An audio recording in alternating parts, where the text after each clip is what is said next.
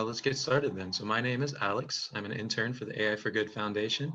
And with me today, I have Professor Rayid Ghani, a machine learning professor at Carnegie Mellon University, and a member of the steering committee of the AI for Good Foundation.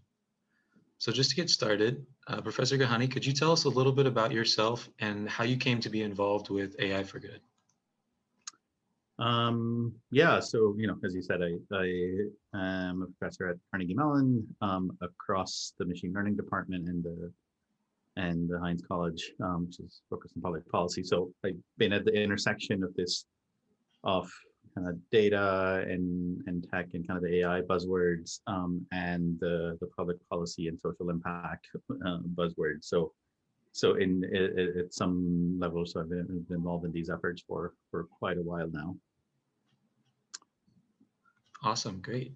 And how do you apply your work as an AI or a machine learning or buzzword researcher to the Sustainable Development Initiatives?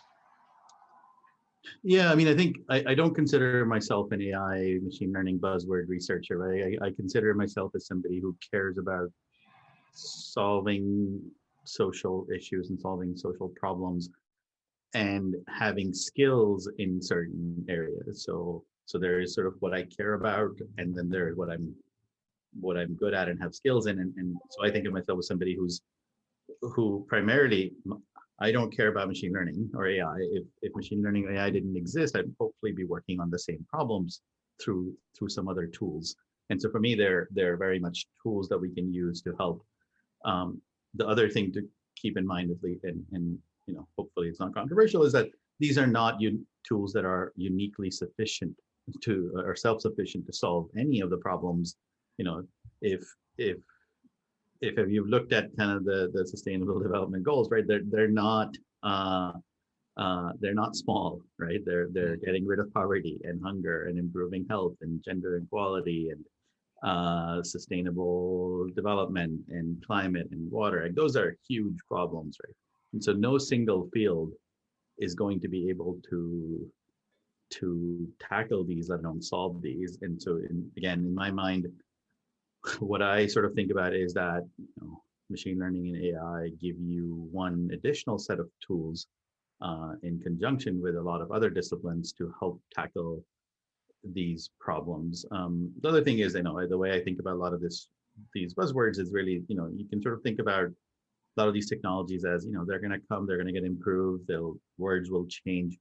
But a lot of the underlying assumption we're making when we're using these is that we think evidence and data can help improve outcomes, right? So these are just different ways of using data and evidence to figure out how do we tackle food insecurity issues, how do we tackle health issues, how do we tackle poverty issues. Yeah. Oh, great. So kind of along that same vein, what do you think are the best ways that these tools, these data tools, can help support the other initiatives on the SDGs? Yeah, I mean, I think it's sort of a question where it's like asking, can talking to people help solve a problem? Like, well, by itself, no, but with other tools, yes, right? So there's sort of the shallow answer, which is every single goal has connections to how we can use AI to solve it. But so does every problem, again, as a piece of it, right? So let's take a specific example, right? So currently there's a project that we're working on in Mexico with an organization called Carlos Slim Foundation. It's sort of it's what they do is they run the electronic vaccination program in Mexico. And the idea is that a lot of kids there are not getting vaccinated. And what they're sort of asking for help in is trying to figure out, well, who are these kids that are not getting vaccinated? So can we anticipate who are the kids in the next month, 2 months, 3 months, 6 months will not get vaccinated? So we can do proactive outreach and try to get them in, or if they're already coming to the hospital for something else, and we think we can predict that they're not likely to get vaccinated in the next month. Can we vaccinate them now? Can we send them reminders? Can we figure out we have inventory?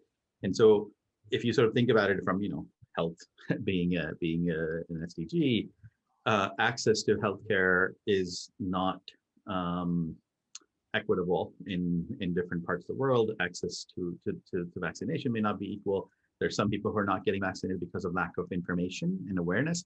There's some people who are not getting vaccinated because of lack of vaccines. And so where AI, again, by itself doesn't solve this problem, but where it helps them is it helps them pinpoint the issues of which kids are unlikely to get vaccinated.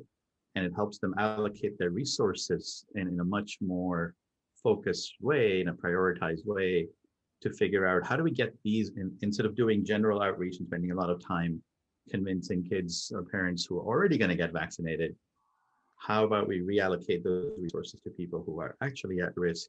And how about we, figure out how to send vaccines to places where there is going to be a shortage, rather than, treat sort of every place equally. So that's kind of an example of where we're starting with an overall goal of, access to healthcare, going down to a concrete problem around vaccinations with a concrete organization.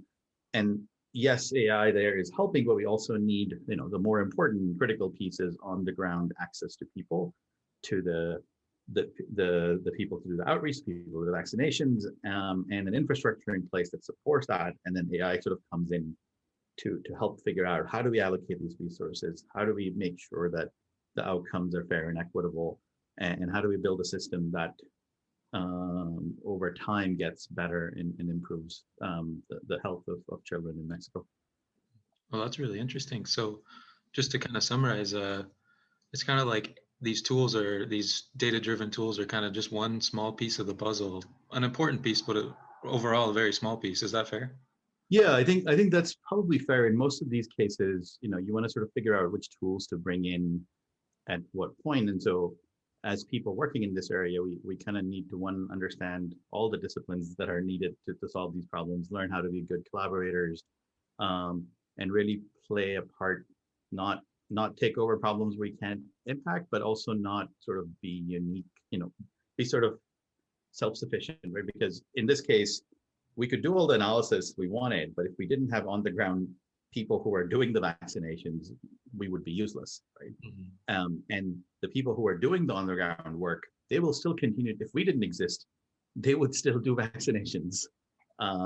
So the idea is sort of, again, a lot of these projects that we do around, especially around behavioral things and humans, is, we want to, the template that we end up using is we sort of want to understand, in this case, what types of children get vaccinated and what types of kids don't, and why.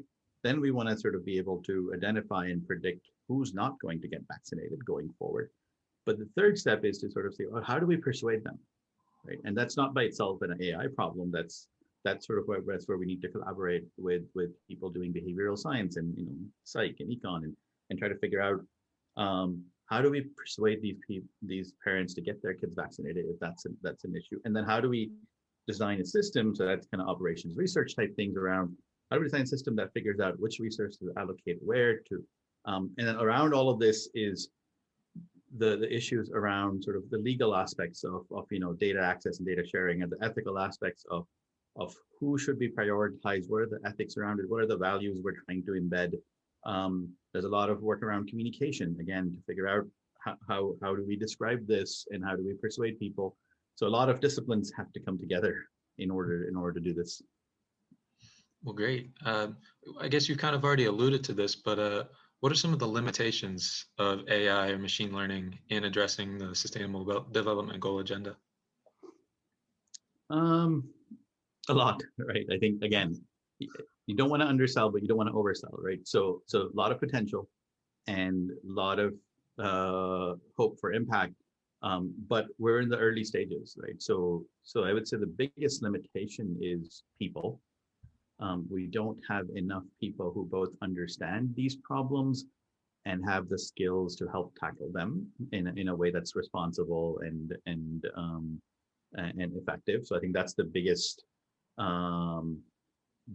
gap is the right people with the right values and the right mission, and understanding where they're not like just bringing in their tool, but understanding the problem and really care about solving it effectively and responsibly.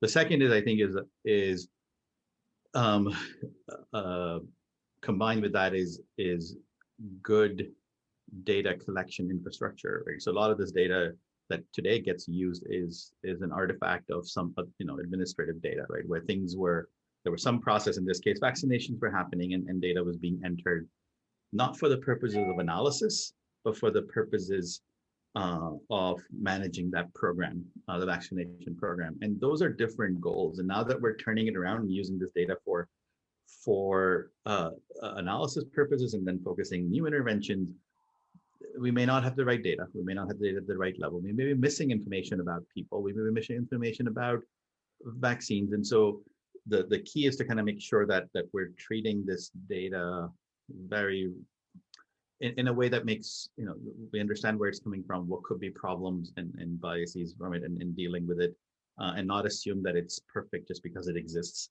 So I think a lot of the tools we have to kind of off the shelf, they don't have a mechanism to deal with data that may not be perfect. So again, it's up to us as people working on these problems to understand that data generation process, collection process, and help build an infrastructure that is more focused on solving these types of problems.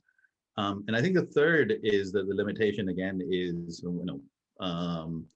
is a lot of the AI methods and tools that exist today. They're really designed for kind of the more corporate problems, right? So we don't have tools that are customized for these types of social issues, and I think that's another big gap. It's a limitation only because there's not enough of it that exists, right? So what we do today is we try to adapt these things, but again, a lot of these, the because people are not aware of a lot of these issues, the tools that they're not tools that get built specifically to target these. So I think those are kind of the three big gaps in my mind. Great. All right, so I'm going to give you kind of a hard question here. Do you think that we'll be able to achieve the SDGs by 2030? I don't think any of these, I mean, the short obvious answer that anybody would give would be no, of course not. But that's not the point of the SDGs. Right? The point is, because what do you do after that? If there is no hunger, no poverty, no, yes, it would be great if we could. But again, these absolutes. So here's the challenge, right? is if the goal was reduce poverty by 5%, then you would still have to say, well, why 5%? Why not 10%? How did you come up with 5%? So these types of goals that are met, that are created, are often arbitrary, and they're aspirational, but they help motivate people towards a direction, right? So when I sort of think about no poverty, that's my ultimate goal, but the focus is, how do we reduce that, and how do we reduce it in a way that's equitable? When you actually work on a problem, there's it's like, what does poverty mean? Is it people in the bottom 20%, right? Don't we define sort of poverty as how much money should somebody be making daily, depending on the cost of living in those areas. But I think we'll always be working on these problems because there'll always be some disparity, unfortunately. So no, in absolute terms, no. But I think, can we be better off than we are today? Absolutely. I think that's this first mission, is how do we make progress along each of these dimensions? And ideally we get to some of them by 2030. And then we refocus our efforts based on where the largest gaps are, and keep going. Mm-hmm. Well, thank you so much. I just want to say, do you have any final thoughts that you'd like to share with the AI for Good community, or anything else you'd like to share? No, I mean, I think it's exciting that there are several of these communities coming up that are, again, what I started out with, like people who have certain skills and care about certain issues, and it's really encouraging and exciting to see that intersection. More people coming at the intersection, more people focusing their skills and efforts towards making a social impact. So what we need to do is figure out how do we support that community? How do we grow that community? And how do we do this so that it's not a thing anymore, where everybody's doing it as opposed to, a small number of people. So that's what I'm looking forward to and excited to be a part of. Mhm. Well, thank you so much for your time, Professor Ghani. It's always great to hear from you, and you always have something interesting to say. So just want to thank you for your time, and I think that wraps it up. No, thanks for doing this. Yeah, I will talk to you later. Okay, sounds good. Bye.